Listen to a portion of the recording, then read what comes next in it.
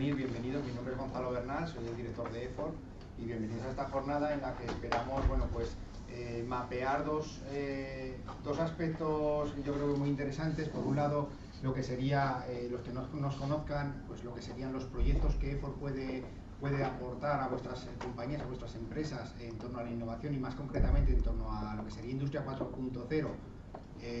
Porque hoy nos va a acompañar y va a dar la charla pues Guillermo Renancio, el director de nuestro área de IoT y comunicaciones, pero bueno, los que nos conocéis sabéis que nos dedicamos a muchas más cosas, no solo a Industria 4.0, y lo importante de esta jornada yo creo que no somos nosotros, sino que sería Zabala, va a ser Zabala, que nos va a hablar de lo que verdaderamente interesa hoy, que es todo el tipo de ayudas fiscales, de subvenciones que hay tanto a nivel local, a nivel nacional, a nivel europeo, y sobre todo nos gustaría que fuese también muy participativa. Todos tendréis pues cuestiones, casos, estoy en este proyecto, no sé si esto se puede acoger a un tipo de ayudas. Entonces os invitamos ya desde el minuto 1 a que nos preguntéis lo que entendéis necesario, cualquier duda que tengáis. Y bueno, pues la agenda, como podéis ver y como habéis visto en la invitación, esa primera parte, digamos, de Industria 4.0, que la hará pues, nuestro compañero Guillermo, director del área de IoT, y a continuación las dos personas que nos acompañan, tanto Ángel María Echevarría como Rafael Uriola de Zabala, nos hablarán de todo tipo de ayudas. Yo sin más, yo creo que la mayoría ya conocéis a EFOR, conocéis el grupo Integra. Los que no, pues tenéis hoy la ocasión de conocernos un poquito más. Estamos en una de las oficinas que tenemos en Zaragoza. Sabéis que estamos también con presencia en Madrid, Barcelona, Bilbao y Alicante. Y bueno, pues desde hace ya unos años pues con una clara vocación, digamos, de empresa nacional, de servicio nacional, pero con raíces y orígenes aquí en Zaragoza y en Aragón. Así que sin más, pues doy la palabra a Guillermo, nuestro director de IoT, y comenzamos con la jornada. Gracias por venir.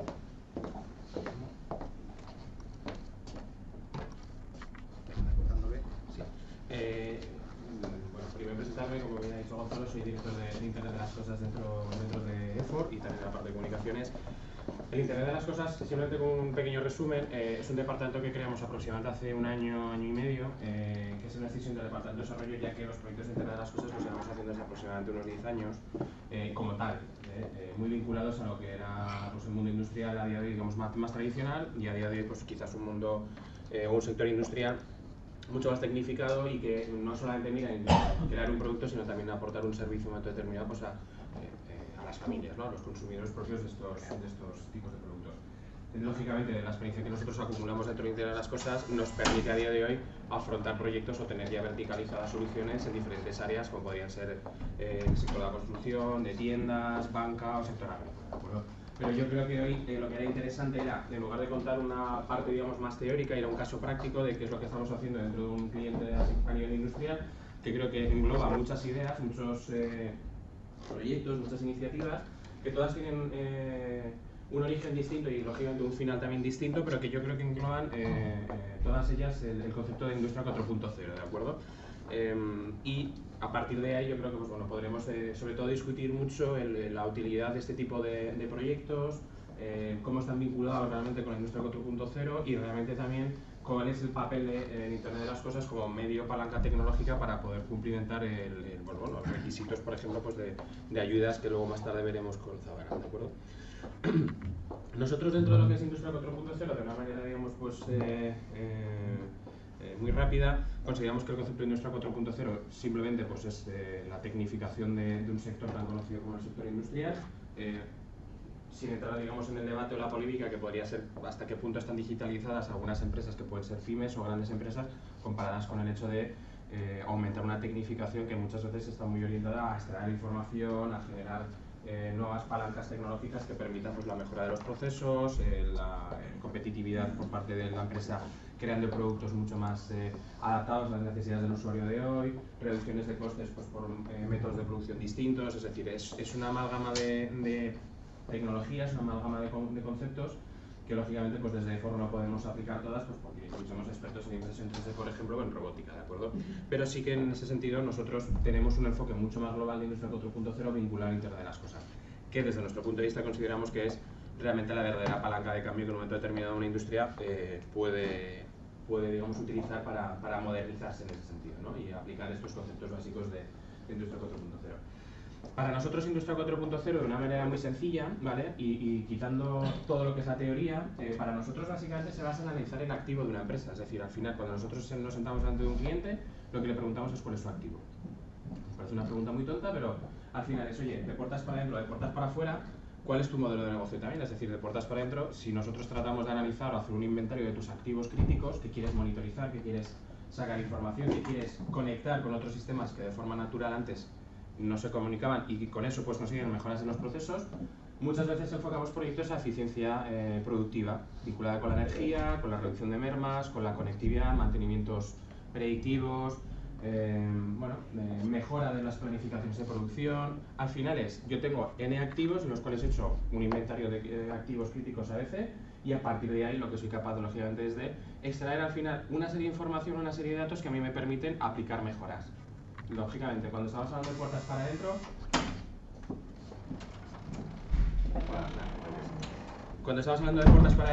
en la mayoría de las ocasiones hablamos de eficiencia, ¿de acuerdo? Y eficiencia o aumento de la productividad. Cuando hablamos de puertas para afuera, que yo creo que es también un poquito la innovación en este sentido, es muchas veces ese activo del cliente sigue siendo una máquina. Muchos de vosotros tenéis máquinas repartidas en clientes, o tenéis un producto como por ejemplo puede ser una lavadora, un electrodoméstico o incluso una botella de vino, un mueble. Dentro de vuestro proceso de producción habéis llegado a optimizar muchísimo ese desarrollo del producto, pero lógicamente ese producto sale de vuestras oficinas, sale de vuestra industria. Ese producto va a un cliente final. Gran parte, digamos, de los proyectos que hacemos en Industria 4.0 se basa en, oye, quiero seguir estando conectado a ese activo, porque lógicamente ya no es un tema de eficiencia, es un tema de competitividad, es un tema de ganar más dinero. Al final, yo quiero prestar más servicios a mis clientes, quiero permitirles que se puedan conectar a él, quiero generar más funcionalidades o, por mi punto de vista, a lo mejor también consigo ganar eficiencia simplemente en los temas de mantenimiento. No tengo por qué trasladarme a visitar a alguien cuando de manera remota me puedo conectar y hacer un pequeño diagnóstico de manera previa, ¿no? Incluso hasta el cliente se lo puedo cobrar y yo estoy ganando dinero. Por lo tanto, barremos, digamos, todos los conceptos de Industria 4.0 muy orientados para la automatización de procesos, Big Data, la parte de inteligencia del dato, robótica colaborativa, sensorización, IoT, por decir una manera, y todo lo que serían los productos o servicios de pago por uso, que digamos es un poco el fin último de esta parte última que os he comentado, de pensar de puertas para afuera, cómo puedo optimizar mis activos. En una pregunta muy sencilla, es decir, yo tengo unos activos y ¿qué hago con ellos, ¿no? ¿Cómo los puedo monitorizar? Y muchas veces esos activos no es una máquina embotelladora que es la más cara que tengo dentro de mi línea de producción, muchas veces son las secadoras, los compresores, otras máquinas externas que ayudan a esa línea de producción, pero que si se fallan me para una producción durante un día entero, ¿vale? Muchas veces, ¿de acuerdo? Entonces, para nosotros el Internet de las Cosas es un poquito el medio. No voy a entrar ni en las predicciones que ya las conocemos, pero sí que es cierto que nosotros lo que hemos hecho ha sido, de base a la experiencia de estos últimos años, aterrizar este tipo de proyectos y convertirlos de una manera un poco estándar. Es decir, que tengan, digamos, un enfoque metodológico muy sencillo, que sean casi hasta cierto punto plug and play con los clientes y que luego la parte, digamos, más funcional, que es en la cual tienes que, digamos, aportar un poquito esa inteligencia de negocio, sea colaborativa con el cliente. Es decir, nosotros tenemos las herramientas y los recursos, pero no somos expertos en nuestra química, es la realidad. Es decir, después de un año de un proyecto, una industria química, sí que sé lo que es un proceso de filtración, de secado de un producto de sílice, pero al principio no. Lógicamente nosotros lo que aportamos es la tecnología, aportamos el método y sobre todo un poco ya esa integración que hace muy sencillo el pasar por las diferentes partes de un proyecto que al final no es ni Internet de las Cosas, es simplemente un proyecto tecnológico. ¿De acuerdo? ¿Esto qué nos ha llevado? Nos ha llevado lógicamente a desarrollar una estrategia, liderar proyectos de IoT disruptivos en diferentes sectores. Nacimos dentro de lo que era el sector industria y hemos tratado de aportar soluciones en aquellos sectores donde el ADN de nuestra empresa pues, está reconocido. Es decir, no somos expertos en sanidad, no somos expertos en banca, aunque ahora ya poco a poco ya estamos haciendo un proyecto para banca muy importante.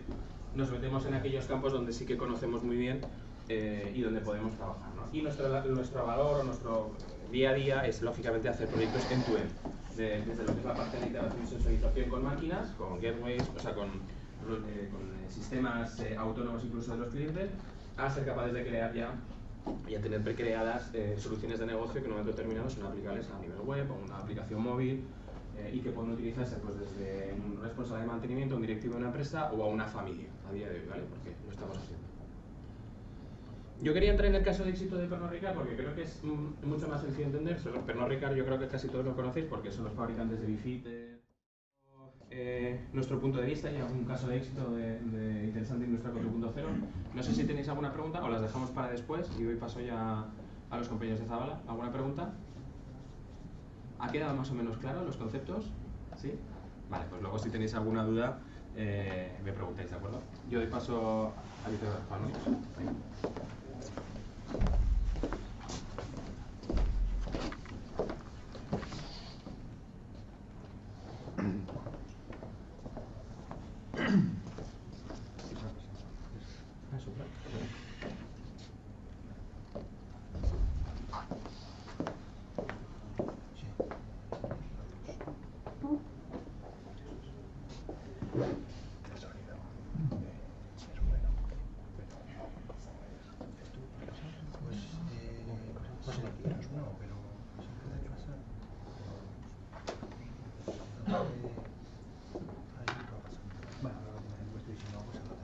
Muy bien. Buenos días a todos. Muchísimas gracias por asistir. Gracias a EFOR también por invitarnos. Me presento, soy Ángel María Echeverría. Soy técnico de Zabala desde hace casi 20 años. Con lo cual, el mundo de la innovación es un mundo bastante conocido, bastante trabajado. Yo he sido técnico en empresas y luego pasé a Zabala como consultora de innovación, y voy a tratar de poner un poco de luz y un poco de realidad sobre qué es esto de la innovación y qué entiende la administración pública como innovación para el tema de las ayudas. Quizá os vaya a contar una cosa que os sorprenda, ¿no? Voy a dividir la presentación en 4 partes. Una primera en la cual voy a contar un momento que estaba, luego vamos a hablar de gestión de ayudas, tema importante, que a mí me parece muy importante porque en su día yo tenía dificultades para entender estos temas. Luego plantearemos los mapas de ayudas tanto a nivel regional, nacional como europeo. Haremos una visión muy somera porque ya os daréis cuenta que las ayudas son muchísimas y una breve conclusión. Voy a empezar haciendo referencia a algo que tenéis sobre la mesa. Os habéis fijado que tenéis un diccionario de la innovación, ¿no? Es parte de marketingiana nuestra. Nosotros tratamos de fomentar la innovación porque en su día, cuando nacimos, en el año 1986, el señor Zabala, y de ahí el nombre de nuestra empresa, creó la empresa con el objetivo de convertir la innovación en factor clave de competitividad de las organizaciones. Eso a día de hoy suena más o menos normal. Hace 30 años no era normal. La palabra innovación era una palabra un poco extraña, y luego además veremos las definiciones de innovación como son un poco complejas, ¿no? Esta es la foto de todos nosotros. No sé ni dónde estaremos tanto Rafa como yo, pero la última foto de familia que hicimos. Ahora mismo somos más de 240 personas, hay 230 personas, más de 240, y tenemos 12 oficinas propias. La última, la de aquí, la de Zaragoza, la de aquí, mejor dicho, que la tenemos justo en la planta superior. Un poco por orden de antigüedad, nosotros, como os digo, nacimos en el 86 y en el 2003 a nuestro jefe se le ocurrió abrir una oficina fuera de Pamplona, que entonces ya era La Pera, y dijo, voy a abrir en Bruselas. ¿En Bruselas? ¿Por qué en Bruselas? Pues vemos a día de hoy que era una estrategia claramente orientada a dónde el dinero viene de Bruselas, con lo cual había que estar allá donde se cuece el dinero, y creamos o inauguramos la primera oficina con el objetivo de pasillear, el objetivo de conocer qué se estaba cociendo en Bruselas de cara a las ayudas. En aquel momento nosotros presentábamos proyectos europeos, pero nuestro porcentaje de aprobación era similar al resto de consultoras, 9-10% de las propuestas europeas. A base de conocer, de estar allá, de ver qué se cuece, de ver qué es lo que quieren los evaluadores, a día de hoy tenemos una tasa de aprobación del 33%, que viene a triplicar la media europea. Esto nos ha permitido abrir oficinas en España y también hacer que empresas de fuera de España vengan a contratar los servicios de Zabala. No os quiero meter mucho rollo de qué somos, pero bueno, oficinas un poco que tenemos. Ya veis, en España lo que hacemos es cubrir un poco toda la área geográfica. Como decimos, nacimos en Pamplona, hicimos Bruselas después, Madrid, Barcelona, Sevilla, Valencia, Vigo, y los últimos años Bilbao y Zaragoza. Bilbao el año pasado, Zaragoza este año, ¿vale?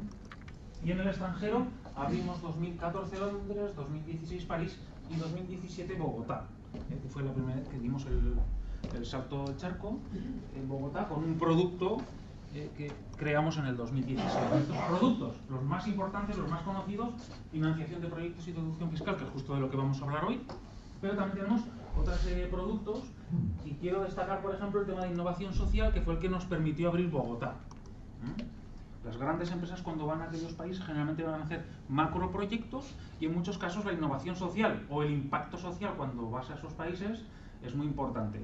No se trata de crear la escuela para el pueblo donde vas a hacer una gran obra, sino de entender qué es lo que necesita aquella población, aquella comunidad, para darle realmente lo que necesita de manera común con ellos, ¿no? Entonces fue ahí donde nacimos. Y realizamos esta serie de actividades importantes, los diagnósticos de competitividad. Con CEPIME iniciamos a principios del año pasado una actividad por la cual lo que hacemos es diagnosticar a las empresas la capacidad que tienen de innovación, de internacionalización, etcétera. Y luego otro tema importante que yo creo que quiero destacar también es sobre el tema del posicionamiento en Europa. Está muy claro que para aprobar proyectos en Europa, los proyectos europeos, tienes que ser una entidad reconocida en Europa. Luego hablaremos de los consorcios. Si no eres una entidad reconocida, es muy difícil que te aprueben un proyecto. Un buen proyecto de una entidad poco conocida es muy difícil que se apruebe.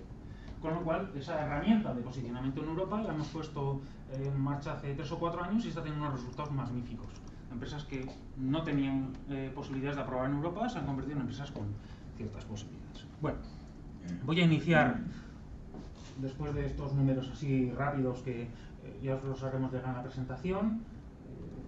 Igual aquí sí que es importante recoger que dentro de Horizon 2020 hemos tenido ya hasta este momento un retorno de más de 360 millones de euros para las empresas para las que estamos trabajando.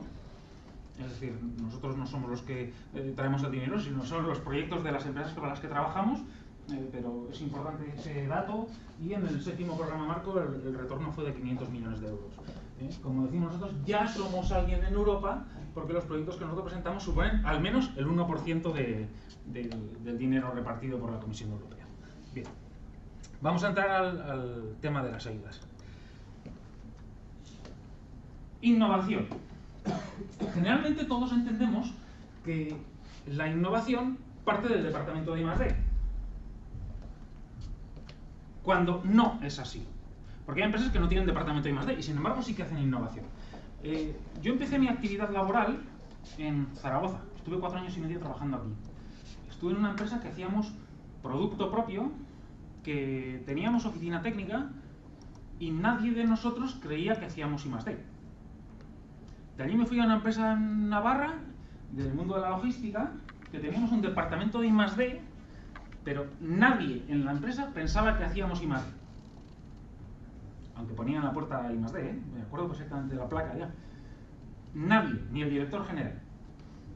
Luego, después de un tiempo, aterrizo en Zabala y digo, coño, si todo lo que yo estaba haciendo hasta ahora es I+D.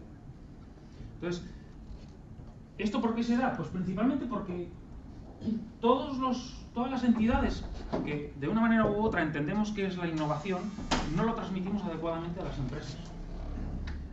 Y es ahí donde yo quiero recalcar en primer lugar que la I+D, la innovación, no se hace solo del departamento de I+D, sino desde todos los departamentos. De hecho, en el diccionario de la innovación, en la I, aparece una frase que es característica de nuestro jefe, que nos la graba a fuego en cuanto llegamos a la empresa. Que si no hay IVA, no hay innovación. Algunos se ríen porque ya la escuchan más veces, ¿no?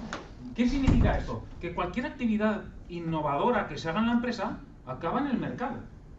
Acaba generando más IVA. O bien por más ventas, o bien por más competitividad. Con lo cual, todo aquel incremento de competitividad, de una u otra manera, como ya nos han dicho, es innovación.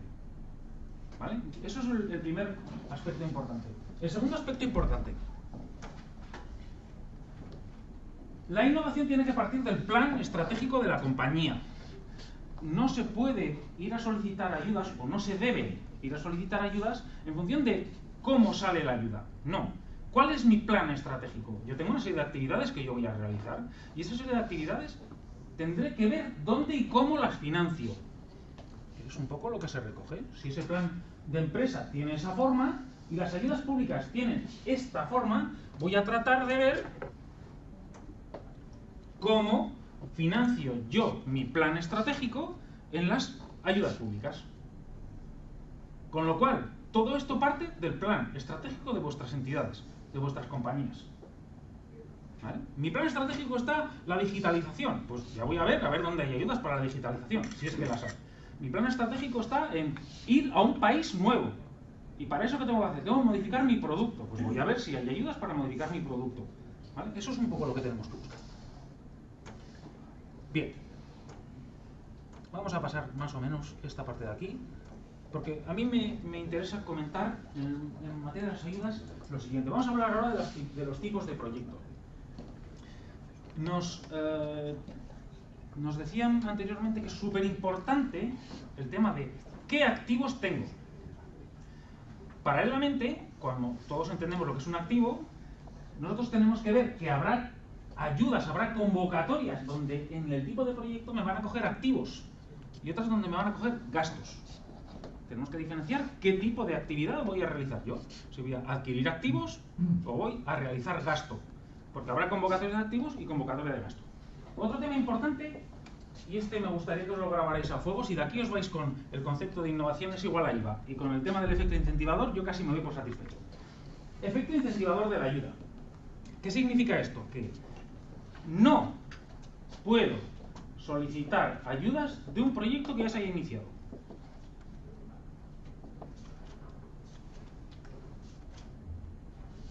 No puedo solicitar ayudas de un proyecto que ya se haya iniciado. Es que hice hace 6 meses, lo tenemos casi imposible.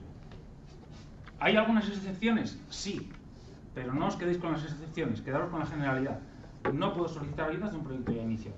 De hecho, la mayor parte de las convocatorias dicen gastos acogibles a partir de la fecha de presentación del expediente. Con lo cual, es muy importante. También hablábamos antes, ¿no? Es decir, voy a iniciar un proyecto, ¿cuándo lo inicio? Si lo inicio ya y no hay ninguna convocatoria abierta, cuando se abra una convocatoria, posiblemente no pueda financiar ese proyecto. ¿Vale? Y por último, el tema de la compatibilidad de las ayudas.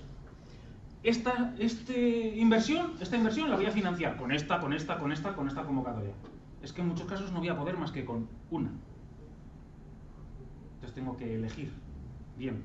O si solicito a 3 ventanillas, quedarme luego con una, si me conceden las 3. ¿Vale? Y hay otro tema más, que son las ayudas de minimis. ¿Os suena de algo ese concepto?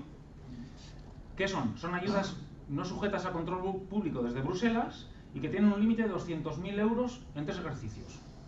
Entonces, hay convocatorias en las que pone ayuda sujeta a minimis. Pues la empresa tiene que controlar si tiene concedidas ayudas por más de 200.000 euros en 3 ejercicios. Si yo, porque además tengo que hacer una declaración de ayudas de minimis, y 2, tengo que saber cómo está mi nivel. Porque si me he pasado, tengo que devolver las ayudas. ¿Vale? Son conceptos importantes. Yo suelo decir que para conseguir ayudas hay que hacer mínimo 2 cosas. 1, pedirlas. Algunos se ríen, ¿verdad? Si no las pido no me las van a dar. Es que a mí nunca me han dado una ayuda. ¿Has pedido alguna vez? No. Entonces, ¿cómo te la van a dar? No te la dan. Y 2, jugar con las cartas que nos ponen sobre la mesa. Cada convocatoria tiene sus cartas. Solo podemos jugar con esa baraja. Es que yo quiero meter... ¿Está en la baraja? No, no se puede. Las formas geométricas que aparecían antes en ese plan de empresa que tenía una forma un poco rara, son estrictas. Si me salgo de la forma geométrica, me quedo fuera. ¿Vale? Ya os he dicho que yo iba a intentar poner luz y taquígrafos sobre la realidad de las ayudas. Yo lo siento si soy un poco duro, pero es la realidad. ¿Vale? Conceptos importantes. Tipos de ayudas o tipos de proyectos que nos podemos encontrar. Bueno, en español tenemos un problema. Porque innovación es el todo y la parte. Ya veis que aquí, I más D más I, aparece la palabra innovación. Pero cuando los políticos o los técnicos hablamos de innovación en general, resulta que es todo. Entonces, ¿con qué nos quedamos? Pues para hablar de generalidades nos quedaremos con el todo y para hablar de las ayudas nos quedaremos con esto. Y para hablar de la parte fiscal que luego nos hablará Rafa, nos quedaremos con esto. De tal manera que es diferente la I+D de la innovación. Y ahora yo podría preguntar, ¿y qué es I+D y qué es innovación? Bueno, esto nos da para 4 o 5 días, pero voy a tratar de resumir de una manera muy breve y fácil. Cuando hablamos de I+D+I, siempre vamos a hablar de tecnología. Siempre vamos a hablar de tecnología. E I+D es obtener conocimiento y o producto que sea nuevo en el mercado. Desde el punto de vista fiscal, incluso nuevo en el mercado mundial. I+D, nuevo producto o proceso en el mercado mundial. Innovación, producto o proceso que sea nuevo para mí. Separamos, nuevo en el mercado, nuevo para mí. Así que cuando hablamos de innovación en general, es bien sea en el mercado, bien sea para mí, bien sea lo que sea. ¿Vale? Daos cuenta que yo aquí he dicho producto o proceso. Y alguno me dirá, ¿la innovación social también es innovación? Y yo, sí, es innovación. ¿Es financiable? Solo en las convocatorias de innovación social. O con un paquete pequeñito dentro de la innovación tecnológica. La administración pública entiende muy bien los productos de I+D de producto, o los proyectos, perdón, de I+D de producto.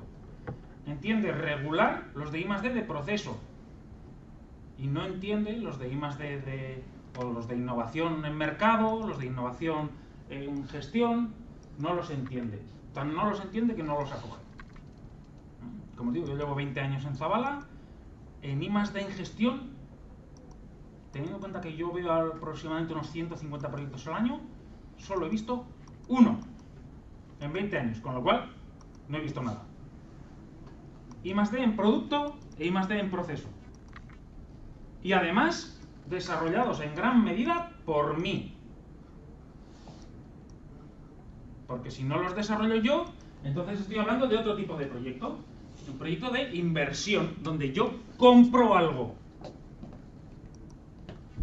La I+D+I está asociada al riesgo.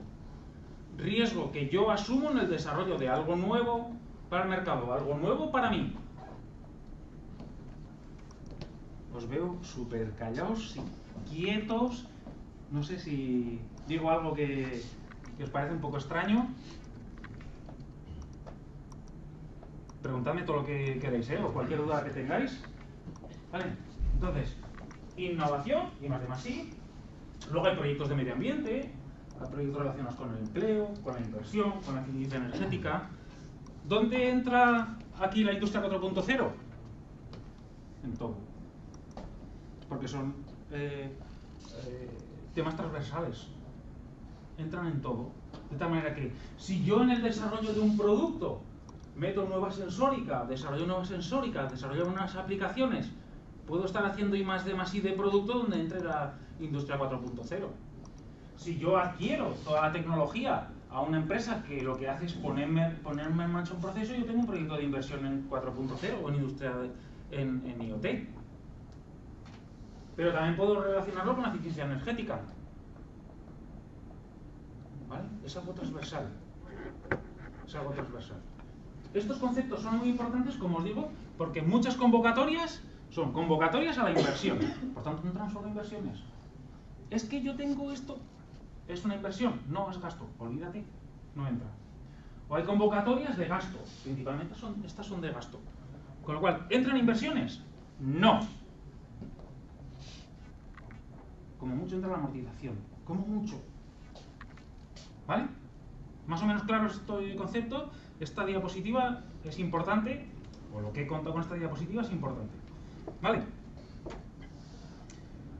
Bien, como decíamos antes, el tema de la compatibilidad de ayudas es importante, el tema de minimis ya os lo he contado, lo tenéis aquí, y lo que sí que es importante también recalcar, que las ayudas fiscales, las deducciones fiscales, son totalmente compatibles con las ayudas financieras. Tan es así que yo suelo decir que no tienen nada que ver una cosa con la otra.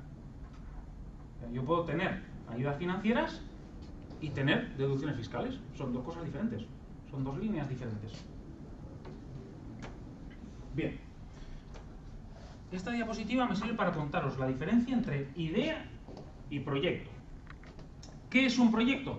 Un proyecto, yo lo suelo hacer así muchas veces, un proyecto es un documento, o una propuesta es un documento en el cual se recoge un proyecto, y el proyecto lo que hace son recoger actividades planificadas en busca de un fin, en busca de un objetivo. Y planificadas significa que yo tengo tanto el calendario como el presupuesto. Si yo tengo una idea, generalmente no voy a tener ni el cronograma ni el presupuesto. ¿Puedo pedir ayudas con una idea? No. Para pedir ayudas tengo que tener claro qué quiero conseguir, cuándo lo voy a hacer y cuánto me voy a gastar. Y los recursos que yo voy a emplear, internos y externos. ¿Vale? Importantísimo. Diferencia entre idea y proyecto. ¿Qué financia la administración pública en las propuestas? Proyectos. ¿Qué deducciones fiscales vamos a tener después, que nos contará Rafa? Sobre proyectos o realizados o a realizar. Proyectos. Con lo cual, los objetivos van a ser parte siempre fundamental de cualquier propuesta, de cualquier proyecto que nosotros vayamos a solicitar. El proyecto, una vez que ya lo tenemos redactado, la propuesta, una vez que la tenemos redactada, tiene dos finalidades. Una de ellas es el acceso a las ayudas. Yo quiero solicitar ayudas yendo a la mesa del consejero a contarle mi proyecto. Sí, puedes emplear todo el tiempo que quieras a contar al consejero, otra cosa es que lo emplee él, pero si él te da tiempo, tú puedes contarle el proyecto entero. Al final te va a decir, mételo según la convocatoria tal. Con lo cual, esa propuesta que escribimos nos va a servir para poder acceder a ayudas. Y también nos va a servir para la gestión interna. Cuando yo llegué a Zabala, mi jefe me dijo, nosotros ayudamos a la empresa a gestionar su innovación. Y digo, bueno, no me lo creo. Tengo amigos que trabajan con Zabala, con los cuales yo me veo frecuentemente, y es cierto que ayudamos a gestionar la innovación, pero de una manera indirecta. Cuando alguien es capaz de escribir un proyecto y de controlar objetivos, calendario y presupuesto, y lo sigue de manera periódica, su gestión, la gestión de sus proyectos, mejora de manera notable. Sobre todo cuando aprende a decir que no a un proyecto, de parar un proyecto. Es la fase crítica, aprender a parar un proyecto. Es muy difícil parar un proyecto, porque todo el mundo dice, ya que lo he empezado, lo voy a terminar. En el momento que uno aprende que me estoy desviando mucho del presupuesto, los objetivos que yo tenía inicialmente en el mercado ya no sirven, o bien porque mi competencia ha llegado antes que yo, o por lo que sea. Si yo soy capaz de parar un proyecto, ya estoy haciendo gestión de la I+D, estoy haciendo gestión de la innovación. Con lo cual esa es su herramienta. Pasamos al mapa de ayudas, a los mapas de ayudas. ¿Alguna duda, pregunta, cuestión de lo que hemos visto hasta ahora? ¿Os he dejado planchados ya o todavía no es suficiente? Venga, pues vamos ahora. La parte más ardua y complicada. He diferenciado la presentación en tres partes, tres mapas, y luego con sus pequeñas explicaciones después. Las tres tienen la misma forma. Por un lado está en la parte vertical un crecimiento en cuanto a la cooperación. Los proyectos pueden ser tanto individuales como en cooperación.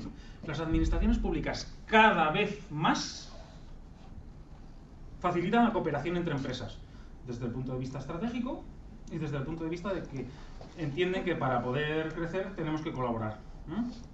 Entonces, cada vez más las ayudas van hacia en esa materia. Y dentro de la línea horizontal está la generación de conocimiento, investigación, desarrollo, innovación e industrialización o mercado. ¿Vale? Hablando de TRLs, si a alguno le suena TRL, estarían los TRLs más bajos y allá los TRLs más altos. Entonces la administración pública siempre saca ayudas para determinadas cosas. Aragón. Pues en Aragón tenemos estas ayudas que tenemos recogidas aquí. Además, alguna de ellas está calentita, recién sacada del horno, todavía húmeda, como es la convocatoria PIPE, que seguro que a todos os suena, o por lo menos a todos los que estáis en el mundo de la I+D+I, os suena, ¿no? Bien, vamos a ir pasando una por una. He puesto dentro de la breve explicación de cada convocatoria aquella que son minimis. ¿Recordáis, no? Que hemos dicho que los minimis es importante, porque a ver si tengo yo pasado los minimis de un año. Vale, la convocatoria que ha salido recientemente, que son ayudas a la industria 4.0, iniciativas de valor de las pymes, donde están recogidos los proyectos relacionados con la industria 4.0. Vale, la convocatoria PIPE, el año pasado, si no recuerdo mal, el 70% de las propuestas fueron desestimadas. Yo os he dicho que iba a poner un poco de luz sobre esto. Entonces, desestimadas, ¿por qué? Porque dentro de los criterios de evaluación de la convocatoria hay una serie de aspectos importantes que hay que tener en cuenta. ¿Por qué? Porque te dicen cómo te van a puntuar tu propuesta. Y se puede dar el caso que tengas una propuesta buenísima desde el punto de vista técnico, buenísima desde el punto de vista de la creación de empleo, buenísima desde el punto de vista medioambiental, y sin embargo no haber tenido en cuenta criterios de evaluación de tu empresa respecto a 4.0 o evaluación respecto al Internet de las cosas. Y resulta que eso, sobre 200 puntos, son 70. Pues si no tengo esos 70 puntos, lo voy a tener muy complicado. ¿Yo qué os estoy animando? ¿A no presentar? No. A ser realistas. A ser realistas. Y a que cuando uno vaya a solicitar ayudas, sobre todo cuando el dinero no es excesivamente amplio, hay que mirar bien cuáles son los criterios de evaluación. Antes de empezar hemos estado charlando un rato, ¿no? Y hay convocatorias donde los criterios de evaluación son, yo qué sé, pues tienes que tener un capital social mínimo de 20.000 euros. ¿Los tengo o no los tengo? No los tengo, pero voy a pedir por si acaso. Es que no soy elegible. No soy elegible. Que es que a lo mejor lo puedo poner súper chulo, una portada muy bonita, súper agradable de leer, pero no soy elegible. Entonces en la aplicación, el capital social 18.000 euros, mínimo 20.000, automáticamente es que nadie se lo va a leer tu propuesta. ¿En este caso puede pasar lo mismo? No, no va a pasar lo mismo, pero sí que es importante saber cuáles son los criterios de evaluación. Y muchas veces cuando, en este caso, si se va a trabajar en proyectos de industria 4.0, pues a ver si cumplimos esos criterios de evaluación, porque si no, vamos a trabajar todos, vosotros, la empresa proveedora, el que redacte la propuesta, y con pocas posibilidades de éxito. Y eso ya os digo que no es nada agradable para nadie. ¿Preparar una propuesta cuesta tiempo? Tenéis experiencia todos, ¿no? Tiempo no, mucho tiempo. Y una propuesta ganadora, más que mucho tiempo. Con lo cual, es importante ese tiempo dedicarlo a lo que realmente lo tenemos que dar. Repito, no os estoy diciendo que no presentéis. Yo quiero poner luz blanca y uno cuando sepa, cuando presente, que sepa cuáles son las condiciones que tiene. Vale. He puesto también aquí convocatorias que todavía no están publicadas y que se esperan algunos que se publiquen. Y también hemos querido poner, en todos los casos, el objeto, la ayuda y cuándo está previsto o no está previsto que se publiquen. Esto os lo pasaremos después a todos, Es que no nos da tiempo a entrar en todas y cada una de ellas. Cuando hablamos de ayudas públicas, hablamos principalmente de dos. Subvenciones a fondo perdido, que generalmente el dinero llega después de haber hecho el gasto y después de que me han comprobado el gasto, en el 95% de los casos. Con lo cual, ¿con el dinero que me concedan voy a poder pagar lo que yo voy a hacer? No. Algunas convocatorias dan prefinanciación. Rafa se ríe, pero algunas convocatorias dan prefinanciación, pero la mayor parte no. ¿Y cuándo lo voy a cobrar? Pues en muchos casos 9 meses después de haber terminado. Con lo cual yo voy a tener que tener capacidad financiera para poder afrontar el proyecto. Esto es otro tema importante que tenemos que recalcar. Es decir, sí, la ayuda puede ser un incentivo para hacer el proyecto, Pero como no tenga yo capacidad financiera suficiente, me va a pasar que no voy a poder justificar lo que he dicho que voy a hacer, con lo cual, aunque me la hayan concedido, luego no la voy a cobrar. ¿Vale? Tema de la capacidad financiera. Importante. Vale, seguimos más con más ayudas de Aragón, que tenemos por aquí. Temas de diversificación de la energía, temas de comercio exterior, también son importantes. Ya hemos dicho antes que no solo miramos actividades del departamento de I+D, sino de todos los departamentos, de todas las actividades de la empresa. SODIAR entra en el capital como préstamo participativo. También SODIAR a veces ayuda a convocatorias nacionales, como luego veremos. Y luego a proyectos de inversión, en este caso dentro de CI Aragón.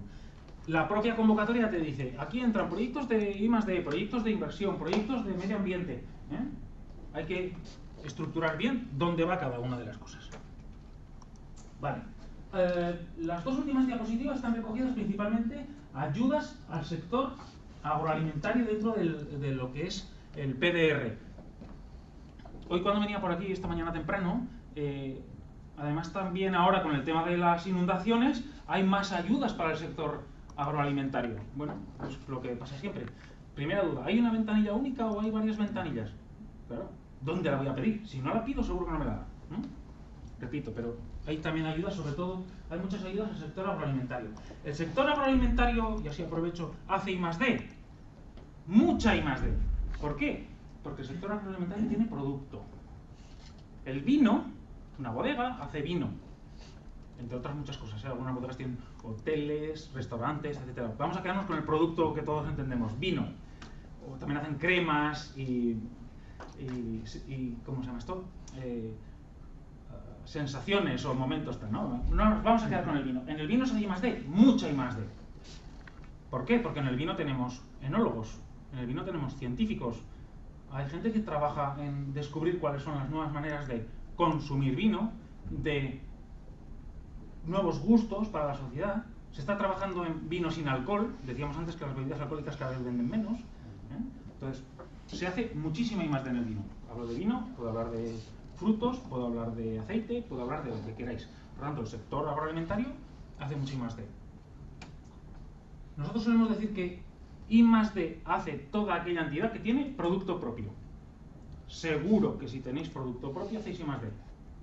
Si no, estaríais muertos. Sentencia así. Seguimos. Más en el sector agroalimentario. Bueno, las tendréis ahí. Vamos a pasar a las ayudas a nivel nacional. Las ayudas a nivel regional son más o menos fáciles.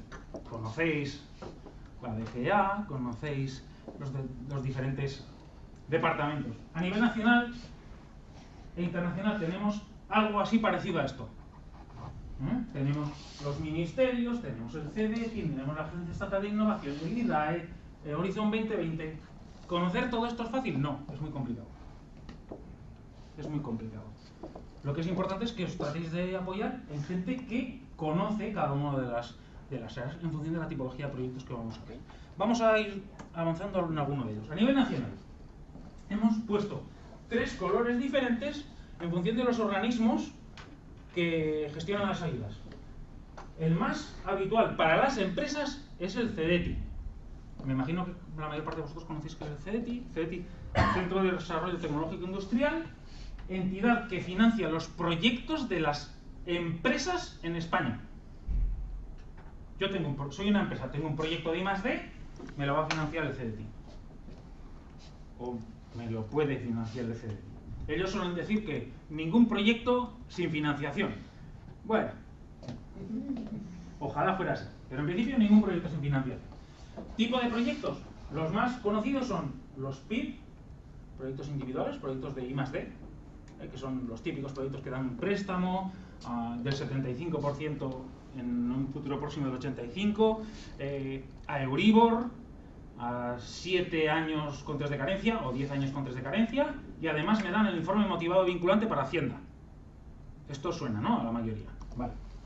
Luego tendríamos, para los proyectos de inversiones novedosas, tendríamos los proyectos LIC, que lo que me dan son préstamos a Euribor más 0,5. Bien.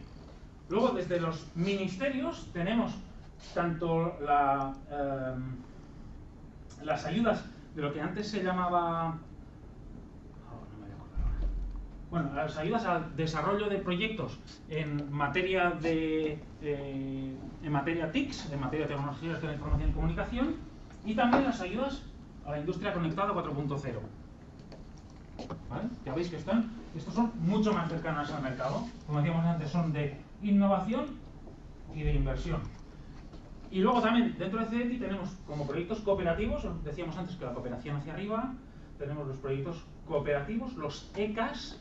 No sé si os suenan. ECAs son proyectos de cooperación internacional entre empresas de diferentes países, en las que todas tienen que hacer I+D. Estos proyectos tienen un tramo no reembolsable más gordo, más fuerte que los proyectos individuales. Tenemos los retos de colaboración, que son proyectos realizados entre empresas y centros tecnológicos y universidades, que cada uno asume su parte del gasto y los dos se ven beneficiados. Y tendríamos proyectos también, los proyectos 100, que son macroproyectos de I+D colaborativo de empresas y centros tecnológicos a nivel nacional. ¿Vale? Esto es un poco el mapa de ayudas que tenemos. Vamos a pasar más o menos rápido. Sí que quiero entrar en Neotec. Neotec es una herramienta de CDTI ideal para empresas que tienen menos de 4 años de vida y de base tecnológica. ¿Vale?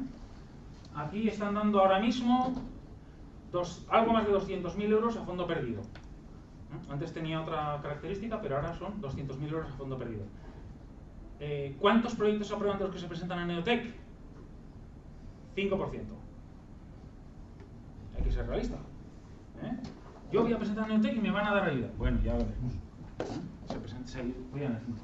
Y luego a nivel internacional, lo que decíamos, los ECAs, que son proyectos a nivel entre empresas europeas, entre una empresa española y una empresa sudamericana o iberoamericana, y el resto de ayudas de proyectos bilaterales con otros países que bueno,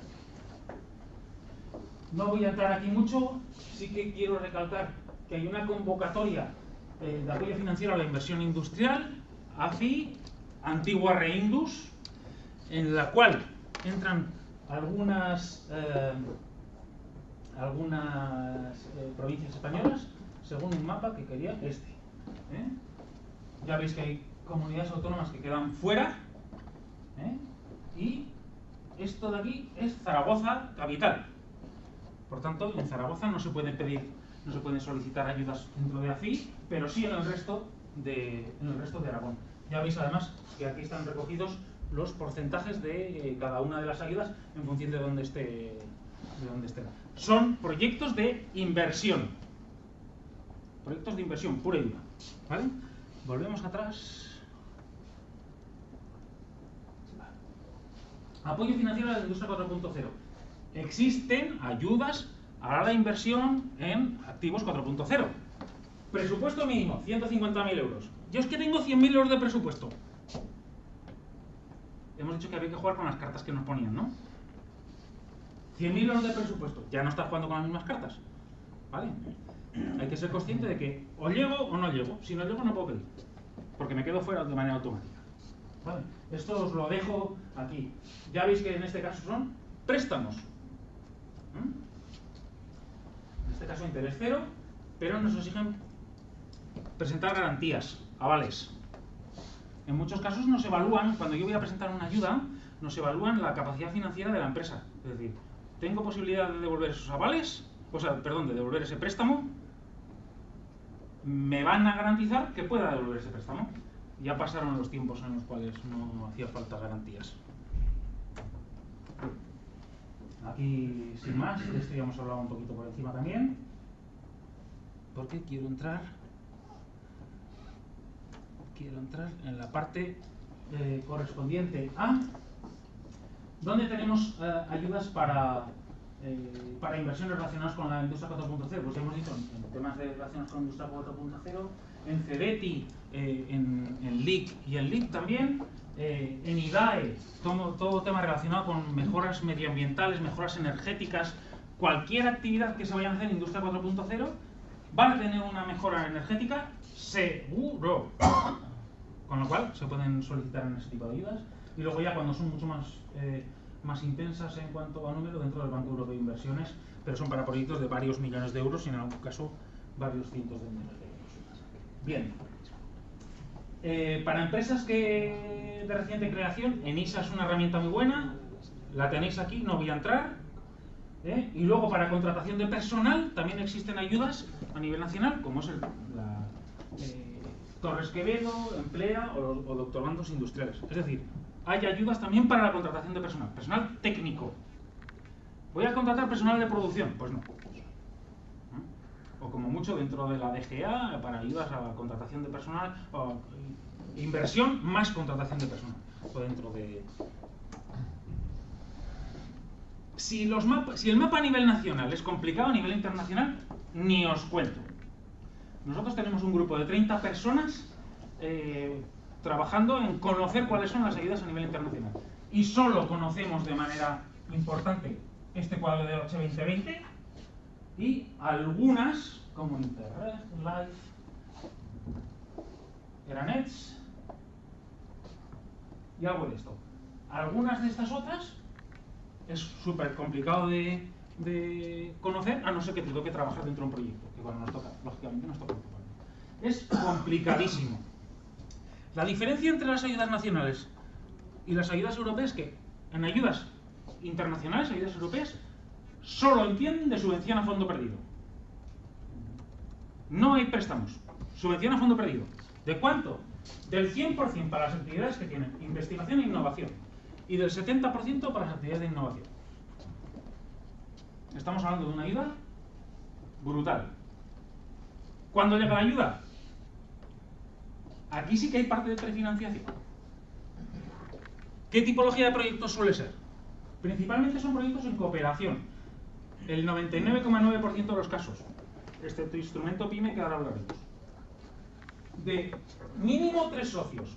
No conozco ningún proyecto en donde no haya mínimo 5 socios. La norma dice mínimo 3. 5 socios de 5 países diferentes. Si no tenemos eso, no nos van a aprobar el proyecto. Y encima, esos socios tienen que ser conocidos. ¿Os acordáis que yo os he dicho antes que teníamos una herramienta que era el posicionamiento?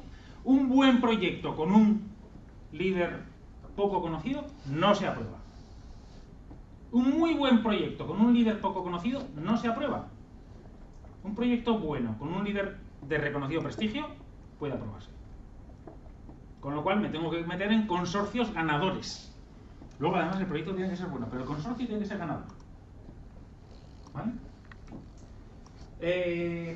Y luego aquí entran todo tipo de socios dentro de los proyectos europeos. Es más, es conveniente que entren todo tipo de socios, que entren universidades, que entren centros tecnológicos.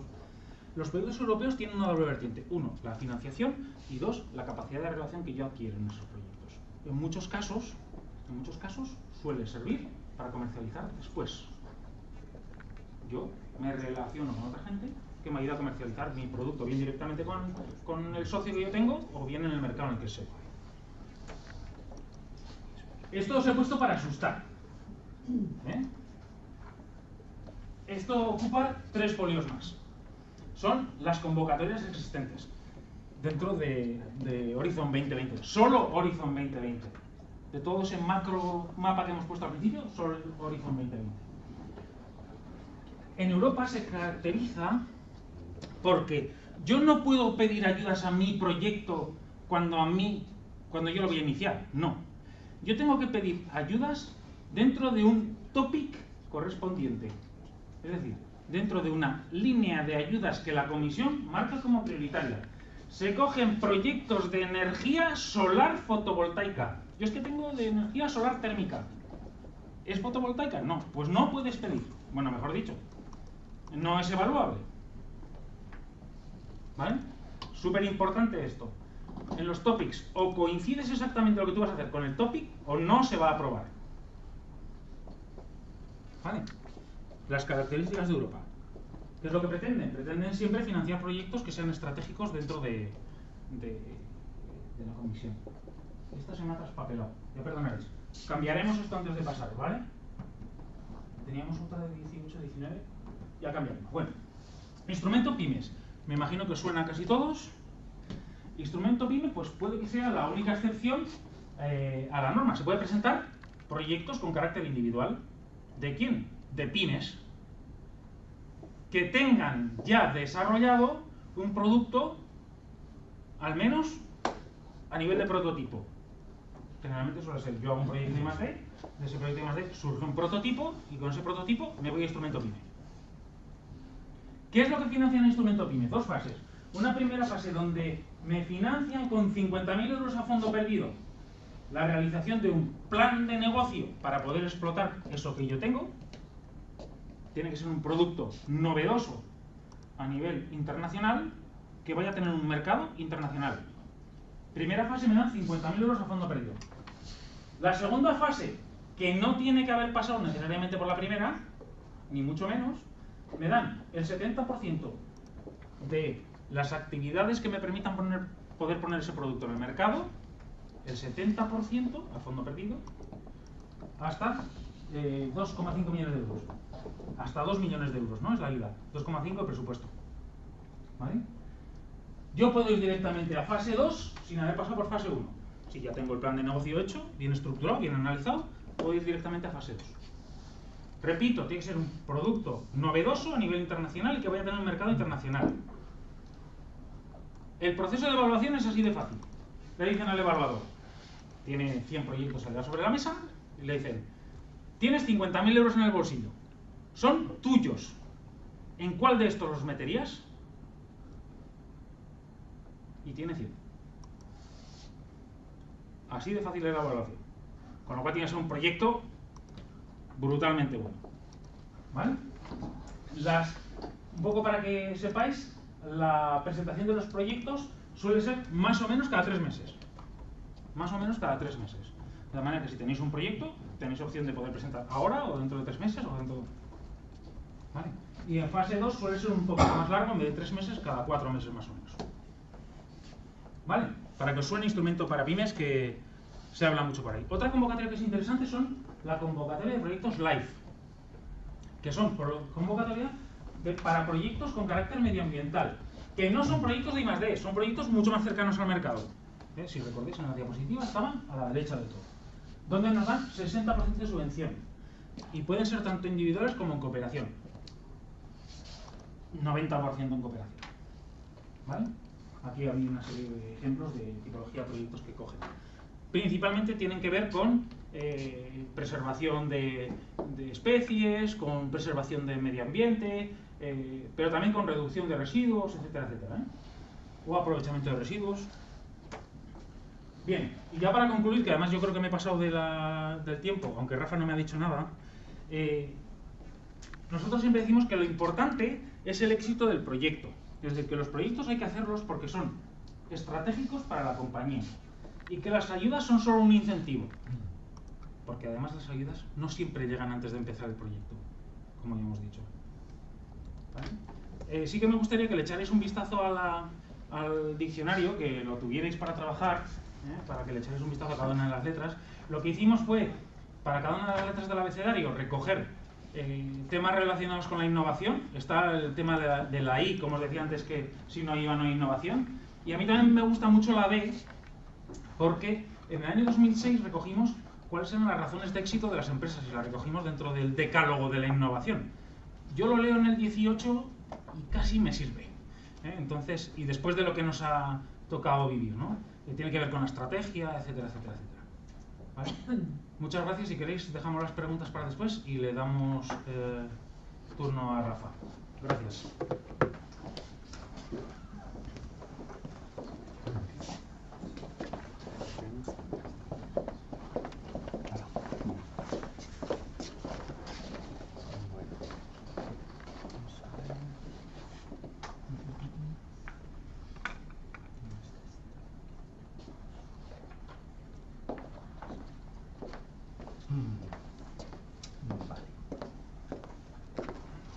Buenas a todos. Gracias a Gonzalo, a Guillermo. ¿Me parece? Sí. Bueno, se ha extendido un poco Ángel Mari. Voy a ir rápido porque encima me toca al final. La fiscalidad no es lo más divertido del mundo. Vamos a ir rapidito para aclarar simplemente los conceptos, que sepáis qué incentivos existen y bueno, las características que tienen, en fin. Vamos a empezar por las características, luego un poco las distintas vías de aplicación, la seguridad jurídica que tiene cada una de ellas, la cifra que nos vamos a poder deducir, ¿vale? Los límites, algún instrumento para superar esos límites de aplicabilidad y bueno, el instrumento de las bonificaciones y cómo puede ser compatible con la deducción fiscal. Empezamos con las características. Bien, es una ayuda universal. Ayuda, bueno, un incentivo. No es ni por orden de llegada, ni hay un tope máximo, ni nada. ¿Vale? No hay concurrencia competitiva, a diferencia de las ayudas. Cualquiera puede presentarlo sin límite. Es compatible, como ha dicho Ángel Mari, con las ayudas y nos podemos guardar esos derechos durante 18 años. ¿Vale? Tiene un efecto financiero inmediato. ¿Esto qué quiere decir? Llega el 25 de julio, tenemos que pagar el impuesto, pues es como una subvención, ¿no? Dejamos de pagar inmediatamente. Y como os he dicho, hay un instrumento que es la monetización, luego lo veremos un poquito más detenidamente. Vale, seguridad jurídica. Hay distintas vías de aplicarse esta deducción fiscal, ¿vale? Unas con más seguridad, otras con menos. Autoliquidación. La empresa cree que, oye, yo he hecho I+D, lo cuantifico y lo liquido en el impuesto directamente. Pues hombre, luego te vendrá Hacienda y, en fin, se puede preparar la defensa, pero puede haber más problemas. La 2A y la 2B es ir directamente a Hacienda, bien sea mediante una consulta vinculante, pues lanzas una consulta pública en la cual dices, mira, voy a hacer esto es I+D, no es I+D, cómo Hacienda se pronuncia y luego ese papelito te lo guardas para cuando te lo apliques. Acuerdo previo de valoración. Esto ya es mucho más complicado. Hay que preparar todo un expediente, parte técnica, parte económica, presentarla, cuantificarla, etc. Hacienda se pronuncia y esto sí que tiene una seguridad jurídica total, tanto la calificación como el gasto. ¿Vale? Encima, Hacienda tiene un silencio positivo de 6 meses. Si no ha contestado en 6 meses, la respuesta es positiva. De hecho yo, ¿no? Seguridad jurídica plena, 6 meses de silencio. No va nadie, ¿vale? No va nadie. Precisamente van tan pocas que siempre contestan. Siempre contestan y son un pelín exigentes, ¿vale? Llegan a recortar pues gran parte de lo presentado. La vía 3 y 4 es una vía intermedia que es la obtención de un informe motivado, vinculante, por bien el Ministerio de Economía o CEDETI, ¿vale? Con esto tendremos seguridad jurídica de la calificación, no del gasto, pero sí que Hacienda no podrá decir que eso no es I+D o es innovación. ¿Vale? Cada vez más las empresas acuden a estas vías. Oye, si hemos conseguido un CEDETI que ha explicado Ángel Mari o un RETOS, esos tienen informe motivado ex ante, luego tenemos que justificar el proyecto, justificar la ayuda, ya lo cuantificaremos. Y luego la vía 3, que es puramente ir a por la deducción fiscal, ¿vale? No hay ayudas ni nada. Tenemos que pasar por una certificadora, entregamos la memoria técnico-económica, hacemos una auditoría de gastos y la certificadora, que es un tercero, emitirá un informe técnico. Luego ese informe técnico, junto con toda la documentación, lo entregaremos al Ministerio, que se pronunciará. Vale. Esta es la tendencia de cómo las empresas cada vez más optan por esta vía, ¿vale? Es simplemente una forma visual para que lo veáis. Bueno, un poco el mecanismo. La empresa prepara la documentación, solicita el informe técnico a la certificadora, que no es vinculante, obviamente, con Hacienda, se entrega toda la documentación al Ministerio y el Ministerio, una vez emite el informe motivado vinculante, se presenta a Hacienda. Bueno, se presenta, se tiene de soporte ante una posible inspección. Vale, los derechos de deducción generados son diferentes, ¿de acuerdo? Si es investigación y desarrollo, es por norma general un 25%, con la salvedad del 42% de todo aquello que supere la media de los 2 años anteriores. Es decir, toda empresa que nunca lo haya hecho, nunca se haya aplicado deducción por I+D, el primer año todo irá al 42%. Luego hay 2 deducciones adicionales, solo en el caso de la I+D, que son muy complicadas de conseguir, pero que ahí están, ¿vale? Un 17% para los gastos de personal con dedicación en exclusiva, y exclusiva quiere decir al 100%, lleva una auditoría muy estricta, adicional, no puede escaparse casi ni una hora, ¿vale? A dedicación I+D, con una titulación pues muy técnica. Y luego la del 8% para inversiones en inmovilizado, es decir, sobre el valor de adquisición. Dedicados en exclusiva I+D. Aquí exige que sea durante toda su vida útil. Esto es imposible certificarlo. ¿Cómo va a ser toda su vida útil? ¿Cómo se va a saber? Pues hombre, a lo mejor un acelerador de partículas, algo así, pero bueno, esto es algo muy, muy residual. Y la innovación, un 12% para todo. Vale, ¿qué partidas podemos meter en esta base de deducción? El personal, materiales, colaboraciones externas, amortización de activos y otros gastos siempre directos, nunca costes indirectos ni nada por el estilo. Otros gastos directos pueden ser colaboraciones no técnicas, qué sé yo. ¿Vale? Voy rápido porque es que vamos muy mal de tiempo. Vale, la base de deducción será la suma de todas estas partidas y habrá que minorarlo por todas las subvenciones recibidas. ¿Vale? Si hemos acudido a una de las ayudas que explicaba Ángel Mari y es subvención, habría que restarla. ¿Vale? No nos podemos deducir algo que tenemos subvencionado. Y la territorialidad, es muy importante. Los trabajos tienen que ser ejecutados en el espacio económico europeo. Con esto de los trabajos, quiero decir que efectivamente ejecutados aquí, una empresa extranjera que venga a realizar unos trabajos en nuestras instalaciones o se realicen aquí, es deducible. Un material importado de China es deducible porque el trabajo se realiza aquí. Actividades realizadas por terceros, ¿quién se puede deducir? Hombre, si una empresa adquiere un llave en mano y paga por él, esa será la empresa que se lo podrá deducir, no la que hace los desarrollos. Con la salvedad de que el que adquiere el llave en mano sea una empresa extranjera que no tribute el impuesto de sociedades. En ese caso sí que, además de facturarlo, podríamos deducirlo. Siempre por el coste, no por el valor de venta. El margen no tiene deducción fiscal. Vale, límites de aplicación. Vale. Por norma general será un 25% la cuota íntegra, que podrá llegar al 50% si en un mismo ejercicio fiscal, si en ese mismo ejercicio fiscal la deducción generada excede el 10% de esa cuota íntegra. ¿Vale? Empresas muy tecnológicas suelen cumplir con este límite. Y el límite temporal, digamos, son esos 18 años que hemos comentado antes, ¿vale? Porque puede ocurrir que haya empresas pues, que tienen o beneficio negativo o llegan a unos límites que no pueden sobrepasar y lo van guardando en la bolsa, pues tendrían hasta 18 años. Bien, ahora vamos a explicar cómo saltarnos esto, ¿vale? La monetización. Desde 2013, Hacienda permite este mecanismo para saltarnos estos límites, ¿vale? Se daba cuenta de que había empresas muy tecnológicas que guardaban derechos que no se podían aplicar, o incluso empresas tecnológicas que pues morían antes de podérselos aplicar, porque los primeros años tenían pérdidas y era una pena, ¿no? Entonces, ¿qué es esto de monetizar? Hacienda, porque Hacienda no va a ser todo gratis. Con una quita del 20% podrás sobrepasar estos límites hasta llegar a pagar cero o incluso solicitar un abono, ¿vale? Que sea Hacienda la que nos haga el ingreso a nosotros. Los límites de monetizar son muy elevados. Esta es la cifra monetizada, ¿vale? 3 millones por I+D+I, si hablamos de un 25% serían 12 millones más ese 20 que le hemos quitado. 1 millón por innovación, 12%, estamos hablando de unos 8 millones. Bueno, no sé qué empresa tiene tantos derechos generados, ¿vale?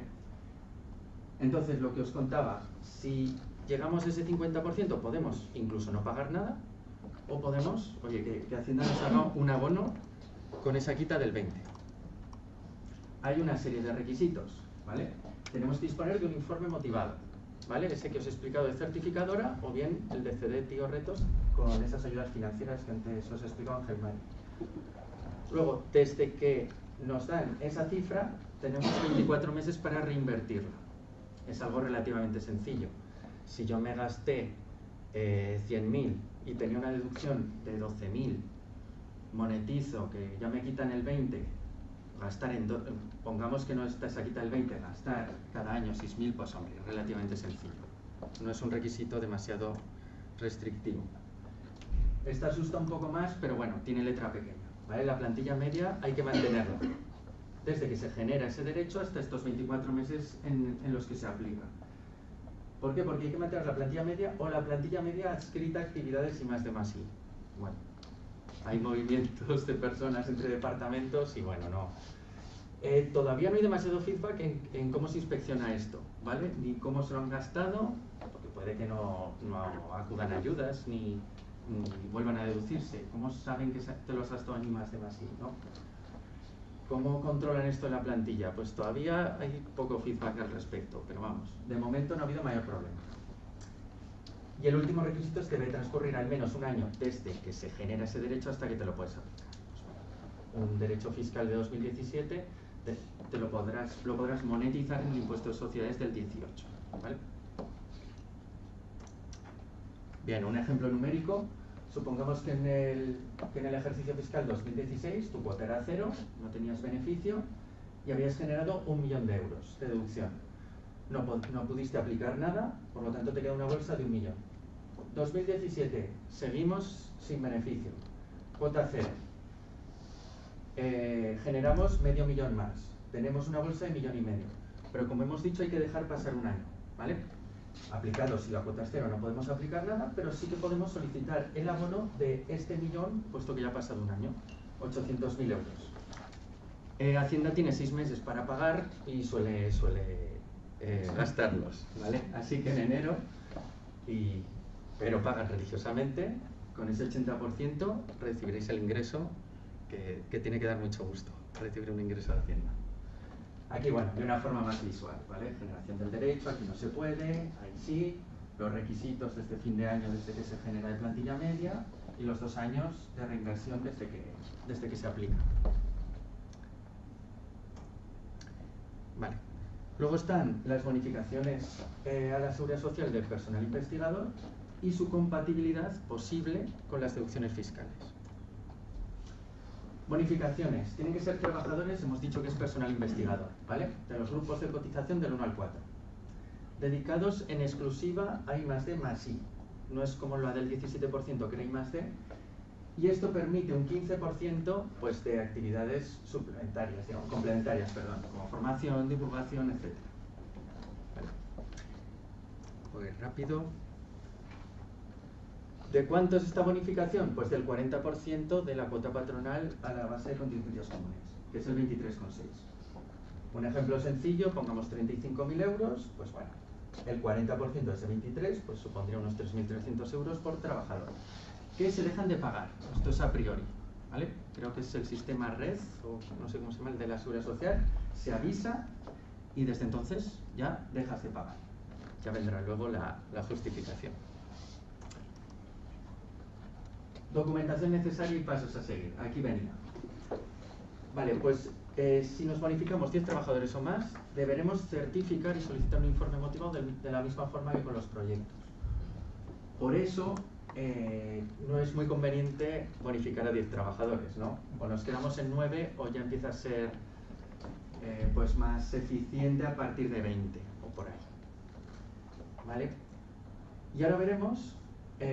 bueno, y las empresas que opten por la bonificación y la deducción fiscal deberán completar un anexo muy sencillo en el impuesto de sociedades. ¿Qué empresas pueden hacer esto? Las que tengan el sello de pyme innovadora. ¿Qué es eso del sello de pyme innovadora?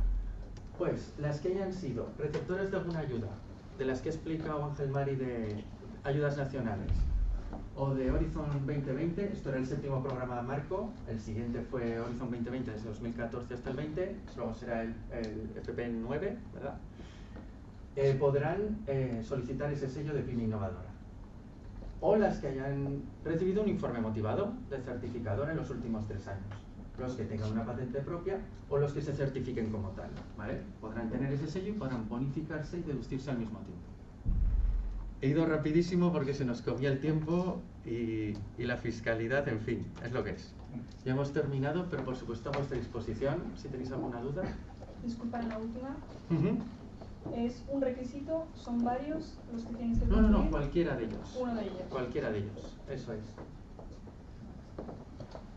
Es relativamente sencillo. Cuando hablamos de 10 personas, ¿estás hablando de 10 personas, 10 headcounts, o realmente estás hablando de la dedicación de 10 personas de tiempo completo? Es si te quieres bonificar a 10 personas. Vale. Ya simplemente por eso. 100 horas. No, es que un requisito es que tienen que dedicar el 85%. Claro. Entonces, lo que os comentaba, hasta 9 puedes, digamos, autoliquidarlo. Vale. Recomendamos siempre preparar una memoria técnica porque han estado haciendo, vaya, ¿vale? Ante una posible inspección. pero no es tan restrictivo, no como tenerlo que certificar, solicitar informativa, etc. ¿Alguna duda más? Yo tenía dos. Por un lado, con respecto a los consorcios europeos, perdón, a los consorcios europeos, disculpa. Cuando decías lo de deducirse la inversión en innovación así, cuando tú eres el fabricante para una empresa foránea, ¿son empresas fuera de la Unión Europea o también entrarían las europeas? Vale cualquiera. Digamos que esa deducción, como no liquidan el impuesto de sociedades español, se va a perder, ¿vale? Entonces, para incentivarla, ahí estaba el desarrollo hecho y te lo puedes deducir. Vale, y luego con respecto, por ejemplo, a tema de declaración de PYME innovadora y demás, ¿por qué se exige que tenga un perfil universitario, es decir, una titulación de ingeniero, por ejemplo, cuando ese rol o ciertas funciones puede desarrollar un perfil de formación profesional? Dices esto de cotización del 1 al 4. Sí. ¿Que por qué es así? O en las pymes innovadoras, o incluso de cara a obtener certificación, o incluso de cara a acudir a ciertas convocatorias, sobre todo españolas, y demás, que te piden cierto personal dedicado a la innovación, porque se exige obligatoriamente que tenga una titulación universitaria. Si no os importa, ya respondo. Esto es una argumentación bastante polémica. ¿Por qué? La administración pública exige, al menos a nivel nacional, y como veis también para el tema de deducción fiscal, el hecho de que al menos haya un titulado dentro de la empresa. No entienden que una empresa que no tenga un titulado técnico pueda hacer I+D. Esto no tiene sentido. Y os voy a poner el ejemplo de un amigo mío. Este amigo mío desarrolla y fabrica coches de competición, vehículos de competición. Le llama a un ingeniero aeronáutico que está en la FIA, Federación Internacional de Automovilismo, para pedirle información. Es decir, lo tiene como asesor técnico. Sin embargo, él, como no es ingeniero, porque no acabó la carrera de ingeniería, no puede pedir ayudas ni a CEDETI ni al Ministerio. ¿Tiene sentido? Bueno, pero es una de las cartas con las cuales hay que jugar. ¿Recordáis que os he dicho lo de las cartas? Que alguna sonríe por ahí. Pero es que es así. Si no tienes técnicos titulados del 1 al 4, técnicos que coticen del 1 al 4, no puedes hacerlo. ¿Es lógico o no es lógico? Es lo que es. Ya os he dicho que lamento tener que ser así de claro, pero es así. Es así. Y yo a mi amigo le digo muchas veces, no luches por algo que no vas a conseguir ningún tipo de resultado. Busca otra alternativa. Sí. Tres preguntas. En relación, ¿el sello de la pyme innovadora o quién se solicita, a qué entidad te tienes que dirigir? Al Ministerio de Economía directamente. Es una aplicación muy sencilla, no cuesta ni 3 pasos. Este sello de pyme innovadora te da también la autorización o lo que necesitas para tener las deducciones fiscales, o tienes que tener, para que tengas la certeza, la acreditación por una entidad aprobada por el... ¿Tiene algo que ver? El hecho de tener el sello de pyme innovadora, a partir de ahora, va a facilitar la emisión del informe motivado. Simplemente se va a acelerar porque entienden que las pymes pues tienen más necesidad de la emisión del informe motivado, pero no es ni un requisito para solicitarlo ni nada. Al igual que con las ayudas, tú puedes ser una pyme innovadora, pero para solicitar ayudas tienes que solicitarlo vía un proyecto, que es lo que se evalúa. Tú puedes ser una pyme innovadora, pero tu proyecto puede ser considerado mal en la evaluación, por lo tanto no te van a dar la ayuda. No ayuda ni impide. En algunos casos facilita, pero ni ayuda ni impide.